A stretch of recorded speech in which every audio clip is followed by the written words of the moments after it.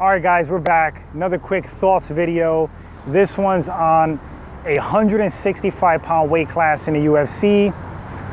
Good thing or bad thing?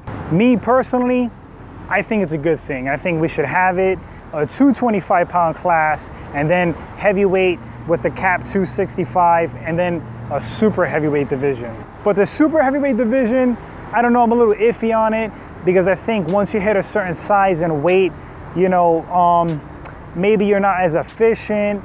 You know, there might be kind of, you know, fights that are like a little bit boring, drag out a little bit because these guys are gassing out a lot slower.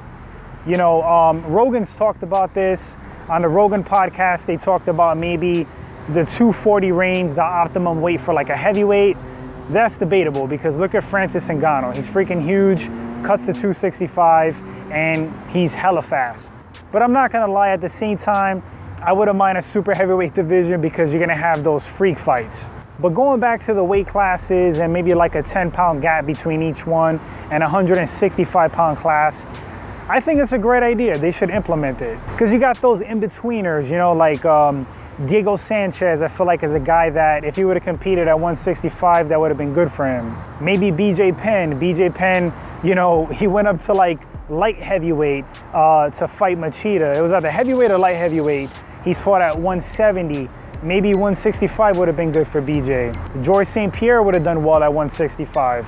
Present day, Anthony Pettis, Donald Cowboy Cerrone.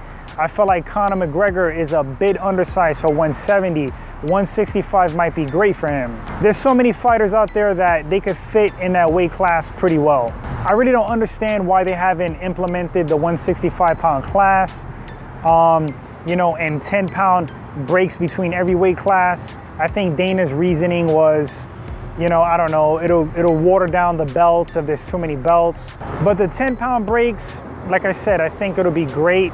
A lot of those in-between guys would fit nicely in that 165-pound class. And as far as like middleweight, light heavyweight, you know, there's a big gap there. I think it should be 185, 195, a 205. You can have a cruiserweight, you know, 225. Because in a heavyweight division, that's a huge freaking gap. You know, you got from light heavyweight is 205 and then, you know, up to 265 heavyweight. I mean, that's a tremendous gap.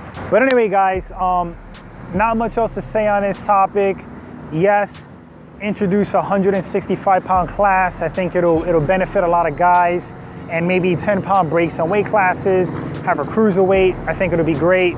But you guys let me know in the comment section, do you think they should implement that weight class and have the 10-pound breaks, have a cruiserweight? Curious to know what you guys think. If this is your first time at the channel and you enjoyed this segment, consider subscribing, like and share. And until the next one, guys, take care.